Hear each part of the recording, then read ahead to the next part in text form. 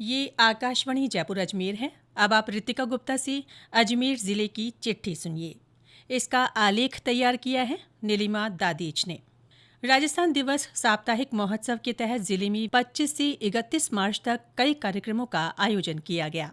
इस दौरान अलग अलग दिन महिला सम्मेलन, गरीब तथा अंत्योदय कार्यक्रम, किसान सम्मेलन, युवा और रोजगार महोत्सव रखे गए। राजस्थान दिवस पर सांस्कृतिक कार्यक्रमों का आयोजन हुआ। अगले दिन निवेश उत्सव मनाया गया। कार्यक्रमों में सरकार की जन कल्याणकारी योजनाओं के पात्र व्यक्तियों को लाभ पहुंचाया गया। राजस्थान पुलिस स्थापना दिवस के उपलक्ष्य में 3 दिन तक विभिन्न आयोजन हुए। इस अवसर पर अजमेर में पुलिस लाइन में सांस्कृतिक कार्यक्रम हुए। इसके अलावा रक्तदान शिविर लगाया गया। श्रेष्ठ प्रदर्शन करने वाले पुलिसकर्मियों के लिए सम्मान समारोह रखा गया। स्थापना दिवस की पूर्व संध्या पर राजस्थान माध्यमिक शिक्षा बोर्ड सभागार में सांस्कृतिक संध्या का आयोजन हुआ। इसमें पुलिसकर्मियों ने देशभक्ति गीत और नृत्य प्रस्तुत कर पुलिस स्थापना दिवस की खुशी मनाई। विश्व हेरिटेज दिवस पर जिले की सभी हेरिटेज इमारतों में पर्यटकों के लिए प्रवेश निःशुल्क रखा गया। इस अवसर पर राजकीय संग्रहालय में बड़ी संख्या में देशी विदेशी सैलानी पहुंचे। अजमेर रेल मंडल की ओर से भी विश्व विरासत दिवस के अवसर पर कई कार्यक्रम हुए। इनमें संगोष्ठियां, सम्मेलन और व्याख्यान शामिल है।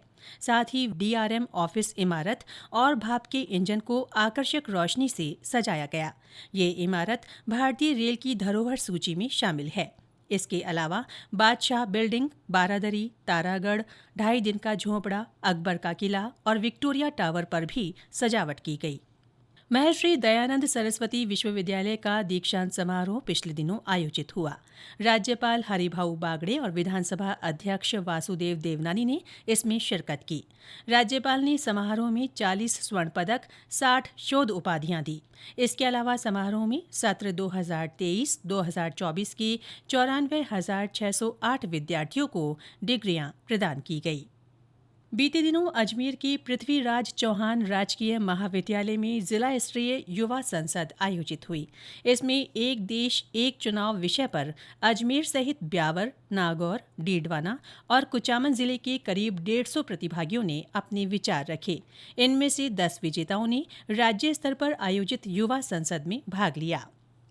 फिट इंडिया मूवमेंट के तहत अजमेर में संडेज ऑन साइकिल अभियान की शुरुआत की गई। इसमें बड़ी संख्या में स्थानीय नागरिकों और युवाओं ने हिस्सा लिया।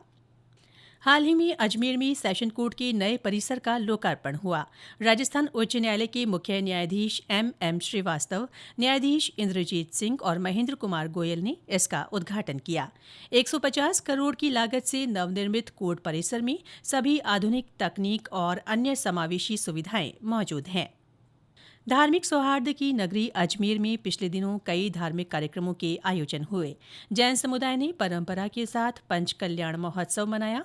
इस दौरान भगवान शांतिनाथ की 54 फीट ऊंची और 250 टन वजनी प्रतिमा प्रतिस्थापित की गई। 24 अप्रैल को किताब खव गराय शिरोमणि का विमोचन किया गया। 36 फीट चौड़ी और 24 फीट लंबी 18 पन्नों में विभाजित इस पुस्तक को 20 कलाकारों की ओर से 5 दिनों में ग्रंथ का स्वरूप दिया गया। ये ग्रंथ राष्ट्र संत आचार्य विद्यानंद महाराज के जीवन दर्शन और योगदान पर आधारित है। गणगौर और शीतला सप्तमी पर महिलाओं ने पूजा अर्चना कर घर परिवार में खुशहाली की कामना की। ईद का पर्व भी हर्षोल्लास के साथ मनाया गया। भगवान झूलेलाल की जयंती पर भव्य शोभा यात्रा सहित विभिन्न धार्मिक और सांस्कृतिक कार्यक्रमों के आयोजन हुए। आमजन की समस्याओं के समाधान के लिए हर महीने के दूसरे गुरुवार को अटल जनसेवा शिविर लगाए जाते हैं। अप्रैल में दूसरे गुरुवार को सार्वजनिक अवकाश होने के कारण शिविर का आयोजन एक दिन पहले 9 अप्रैल को किया गया। जिला कलेक्टर लोकबंधु ने विनायक क्षेत्र में जनसुनवाई की। इस दौरान 230 प्रकरणों में से 65 का निस्तारण मौके पर ही किया गया। जिला कलेक्टर ने विभिन्न ग्राम पंचायतों में रात्रि चौपाल लगाकर भी लोगों की समस्याएं जानी।